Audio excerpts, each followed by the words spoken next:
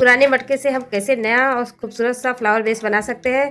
मैं पूजा और आपका स्वागत है मेरे चैनल पूजा मल्टीआर्ट वर्ल्ड पे। तो फ्रेंड चलिए इस वीडियो को शुरू करते हैं बिना देर किए।